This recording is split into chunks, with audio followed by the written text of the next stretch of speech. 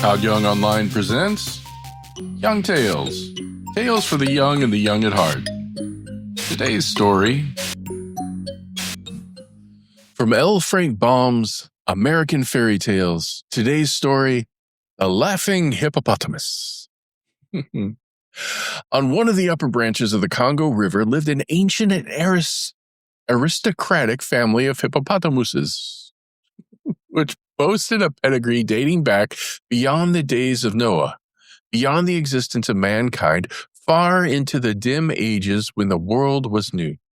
They had always lived upon the banks of the same river, so that every curve and every sweep of its waters, every pit and shallow of its bed, every rock and stump and wallow upon its bank was as familiar to them as their own mothers. And they are living there yet, I suppose.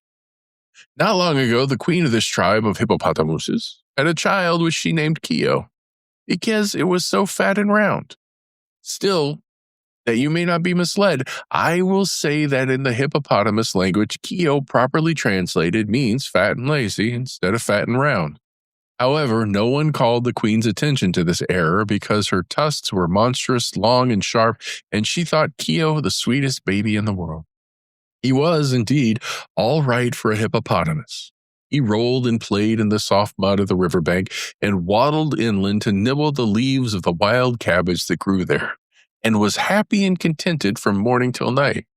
And he was the jolliest hippopotamus that ancient family had ever known. His little red eyes were forever twinkling with fun, and he laughed his merry laugh on all occasions, whether there was anything to laugh at or not. Therefore, the black people who dwelt in that region called him Hippy, the jolly one, although they dared not come anigh him on account of his fierce mother, and his equally fierce uncles and aunts and cousins who lived in a vast colony upon the riverbank.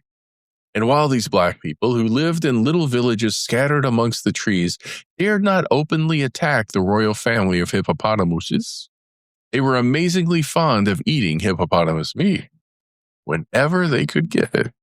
This was no secret to the hippopotamuses, and again, when the blacks managed to catch these animals alive, they had a trick of riding him through the jungles as if they were horses, thus reducing them to a condition of slavery. Therefore, having these things in mind, whenever the tribe of hippopotamuses smelled the oily odor of black people, they were accustomed to charge upon them furiously. And if by chance they overtook one of the enemy, they would rip him with their sharp tusks or stamp him into the earth with their huge feet. It was continual warfare between the hippopotamuses and the black people. We lived in one of the little villages of the blacks. He was the son of the chief's brother and grandson of the village sorcerer, the latter being an aged man known as the Boneless Wonder because he could twist himself into as many coils as a serpent and had no bones to hinder his bending his flesh into any position. This made him walk in a wobbly fashion, but the black people had great respect for him. Gui's hut was made of branches of trees stuck together with mud, and his clothing consisted of a grass mat tied around his middle. But his relationship to the chief and the sorcerer gave him a certain dignity, and he was much addicted to solitary thought. Perhaps it was natural that these thoughts frequently turned upon his enemies, the hippopotamuses, and that he should consider many ways of capturing them. Finally, he contemplated his plans and set about digging a great pit in the ground, midway between two sharp curves of the river. When the pit was finished, he covered it over with the small branches of trees and strewed earth upon them, smoothing the surface so artfully that no one would suspect there was a big hole underneath. And Gui laughed softly to himself and went home to supper. That evening, the queen said to Kio, who was growing to be a fine child for his age, "I wish you'd run across the bend to ask your Uncle Nicky to come here. I have found a strange plant, and I want him to tell me if it is good to eat." The jolly one laughed heartily as he started upon his error, for he felt as important as a boy does when he is sent for the first time to the corner grocery to buy a yeast cake. Yuk, yuk, yuk, yuk, yuk, yuk, yuk, yuk, yuk, yuk, yuk, was the way he laughed, and if you think a hippopotamus does not laugh this way, you have but to listen to one and you will find I am right. He crawled out of the mud where he was wallowing and tramped away through the bushes, and the last of his mother heard as she lay half in and half out of the water was his musical yuk yuk yuk yuk, dying away in the distance. Theo was in such a happy mood that he scarcely noticed where he stepped, so he was much surprised when, in the middle of a laugh, the ground gave way beneath him and he fell into the bottom of Gooey's deep pit. He was not badly hurt, but had bumped his nose severely as he went down. So he stopped laughing and began to think how he could get out again. Then he found the walls were a little higher than his head and that he was a prisoner. Oh. So he laughed a little at his own misfortune, and the laughter soothed him to sleep, so that he snored all through the night until daylight came. When Gooey peered over the edge of the pit next morning, he exclaimed, "Why, 'tis Ippy the Jolly One!" Theo recognized the scent of a black man and tried to raise his head high enough to bite him. Seeing which Gooey spoke in the hippopotamus language, which he had learned from his grandfather the sorcerer. "Have peace, little one, you are my captive." "Yes, I will have a piece of your leg if I can reach it," retorted Keo, and then laughed at his own joke. Yuck, yuck, yuck, yuck. But Gooey, being a thoughtful black man, went away without further talk, and did not return until the following morning, when he again leaned over the pit. Keo was so weak from hunger that he could hardly laugh at all. "Do you give up?" asked Gooey, "or do you still wish to fight?" "What will happen if I give up?" inquired Keo. The black man scratched his woolly head in perplexity. "It is hard to say, Ippy. You are too young to work, and if I kill you for food, I shall lose your tusks, but you have not yet grown. Why, oh jolly one, did you fall into my hole? I wanted to catch your mother or one of your uncles." Laughed Keo. "You must let me go after all, black man, for I am of no use to you." "That I will not do," declared Gooey, "unless," he added as an afterthought, "you will make a bargain with me." "Let me hear the bargain, black one, for I am hungry," said Keo. "I will let you go if you swear by the tusks of your grandfather that you will return to me in a year and a day and become my prisoner again." The youthful hippopotamus paused to think, for he knew it was a solemn thing to swear by the tusks of his grandfather. But he was exceedingly hungry, and a year and a day seemed a long time off, so he said with another careless laugh, "Very well. If you will now let me go, I swear by the tusks of my grandfather to return to you in a year and a day and become your prisoner." Gooey was much pleased, for he knew that in a year and a day Keo would be almost fully grown. So he began digging away at one end of the pit and filling it up with the earth until he had made an incline with which would allow the hippopotamus to climb out. Keo was so pleased when he found himself upon the surface of the earth again that he indulged in a merry fit of laughter, after which he said, "Goodbye, Gooey. In a year and a day you will see me again." Then he waddled away toward the river to see his mother and get his breakfast, and Gooey returned to his village. During the months that followed, as the black man lay in his hut or hunted in the forest, he heard at times the faraway yuk yuk yuk yuk of the laughing hippopotamus. But he only smiled to himself and thought, "A year and a day will soon pass away." Now when Keo returned to his mother safe and well, every member of his tribe was filled with joy, for the Jolly One was a general favorite. But when he told them that in a year and a day he must again become the slave of the black man, they began to wail and weep, and so many were their tears that the river rose several inches. Of course, Keo only laughed at their sorrow, but a great meeting of the tribe was called, and the matter discussed seriously. "Having sworn by the tusks of his grandfather," said Uncle Nicky, "he must keep his promise, but it is our duty to try in some way to rescue him from death or a life of slavery." To this all agreed, but no one could think of any method of saving Keo from his fate. So months passed away, during which all the royal hippopotamuses were sad and gloomy except the Jolly One himself. Finally, but a week of freedom remained to Keo, and his mother, the queen, became so nervous and worried that another meeting of the tribe was called. By this time, the laughing hippopotamus had grown to enormous size and measured nearly 15 feet long and 6 feet high, while his sharp tusks were whiter and harder than those of an elephant.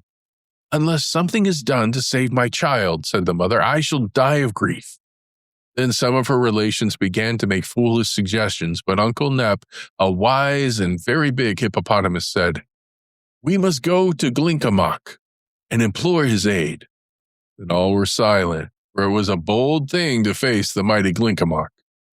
But the mother's love was equal to any heroism. "I will myself go to him if Uncle Nep will accompany me," she said quickly. Uncle Nep thoughtfully patted the soft mud with his forefoot and wagged his short tail leisurely from side to side. "We have always been obedient to Glinkomok and shown him great respect," said he. "Therefore, I fear no danger in facing him. I will go with you." All the others snorted in approval, being very glad they were not called to go by themselves. So the Queen and Uncle Nep, with Keo swimming beside them, set out upon their journey. They swam up the river all the day and all the next, until they, at sunset, came to a high rocky wall, beneath which was the cave where the mighty Glinkomok dwelt.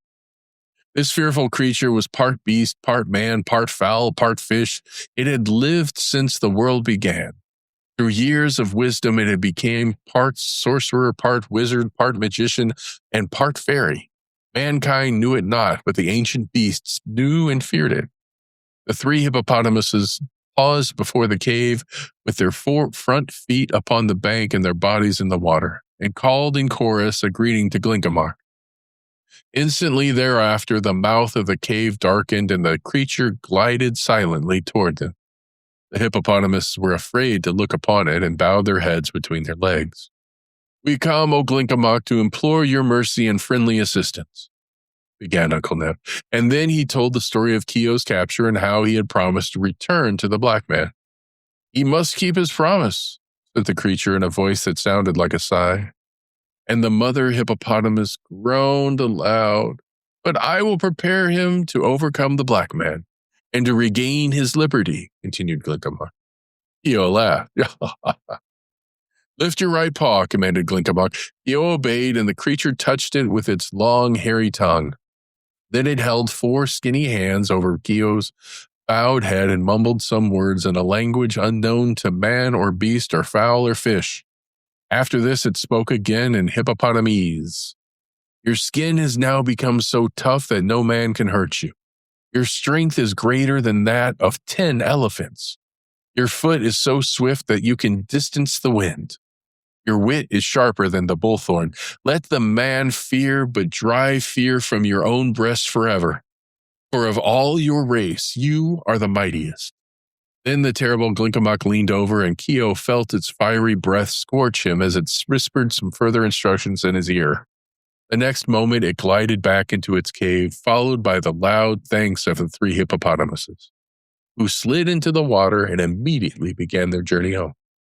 The mother's heart was full of joy. Uncle Nep shivered once or twice as he remembered a glimpse he had caught of Glinkomok, but Keo was as jolly as possible, and not content to swim with his dignified elders, he dived under their bodies, raced all around them, and laughed merrily every inch of the way home. Then all the tribe held hijinks and praised the mighty Glinkomok for befriending their queen's son. And when the day came for the Jolly One to give himself up to the black man, they all kissed him goodbye without a single fear for his safety. Glinkomok went away in good spirits, and they could hear his laughing long after he was lost in the side of the jungle. We had counted the days and knew when to expect Keo, but he was astonished at the monstrous size to which his captive had grown, and congratulated himself on the wise bargain he had made. And Keo was so fat that Gui determined to eat him. That is, all of him he possibly could, and the remainder of the carcass would be traded off to his fellow villagers. So he took a knife and tried to stick it into the hippopotamus, but the skin was so tough that the knife blunted against it. Then he tried other means, but Keo remained unhurt. And now, indeed, the Jolly One laughed as his most gleeful laugh till all the forest echoed the yuk, yuk, yuk, yuk, yuk. And Gui decided not to kill him, since that was impossible, but to use him for a beast of burden. He mounted upon Keo's back and commanded him to march. So Keo trotted briskly through the village, his little eyes twinkling with merriment. The other blacks were delighted with Gui as captive and begged permission to ride upon the Jolly One's back. So Gui bargained with him for bracelets and shell necklaces and little gold ornaments until he had acquired quite a heap of trinkets. Then a dozen black men climbed upon Keo's back to enjoy a ride, and the one nearest his nose cried out, "Run, Mud Dog, run!" And Keo ran. Swift as the wind, he strode away from the village, through the forest, and straight up the riverbank. The black men howled with fear. The Jolly One roared with laughter, and on and on and on they rushed. Then before them, on the opposite side of the river, appeared the black mouth of Glinkomok's cave. Keo dashed into the water, dived to the bottom, and left the black people struggling to swim out. But Glinkomok had heard the laughter of Keo and knew what to do. When the Jolly One rose to the surface and blew the water from his throat, there was no black men to be seen. Keo returned alone to the village, and Gui asked with surprise, "Where are my brothers?" "I do not know," answered Keo. "I took them far away, and they remained where I left them." Gui would have had more questions then, but another crowd of black men impatiently waited to ride on the back of the Laughing Hippopotamus. So they paid the price and climbed to their seats, after which the foremost said, "Run, Mud Wallower, run!" And Keo ran as before and carried them to the mouth of Glinkomok's cave and returned alone. But now Gui became anxious to know the fate of his fellows, for he was the only black man left in his village. So he mounted the hippopotamus and cried, "Run, river hog, run!" Keo laughed his jolly yuck, yuck, yuck, yuck, yuck, and ran with the speed of the wind. But this time he made straight for the riverbank where his own tribe lived, and when he reached it, he waded into the river, dived to the bottom, and left Gui floating in the middle of the stream. The black man began swimming toward the right bank, but there he saw Uncle Nep and half the royal tribe waiting to stomp him into the soft mud. So he turned toward the left bank, and there stood the Queen Mother and Uncle Nicky, red-eyed and angry, waiting to tear him with their tusks. Then Gui uttered loud screams of terror, and spying the Jolly One who swam near him, he cried, "Save me, Keo! Save me, and I will release you from slavery." "That is not enough," laughed Keo. "I will serve you all my life," screamed Gui. "I will do everything you bid me." "Will you return to me in a year and a day and become my captive if I allow you to escape?" asked Keo. I will, cried Gui. "Swear it by the bones of your grandfather," commanded Keo, remembering that black men have no tusks to swear by. And Gui swore it by the bones of his grandfather. Then Keo swam to the black one, who clambered upon his back again. In this fashion, they came to the bank where Keo told his mother and all the tribe of the bargain he had made with Gui, who was to return in a year and a day and become his slave. Therefore, the black man was permitted to depart in peace, and once more the Jolly One lived with his own people and was happy. And when a year and a day had passed, Keo began watching for the return of Gui, but he did not come, then or ever afterwards. For the little black man had made a bundle of his bracelets and shell necklaces and the little gold ornaments, and he had traveled many miles into another country where the ancient and royal tribe of hippopotamuses was unknown. And he set up for a great chief because of his riches, and people bowed down before him. By day he was proud and swaggering, but at night he tumbled and tossed upon his bed and could not sleep. His conscience troubled him, for he had sworn by the bones of his grandfather, and his grandfather had no bones. And here's where we end for today. Young Tales is produced and narrated by Todd Young from Todd Young Online. If you enjoyed this, please like and subscribe and join us next time for another story. Thank you for your support.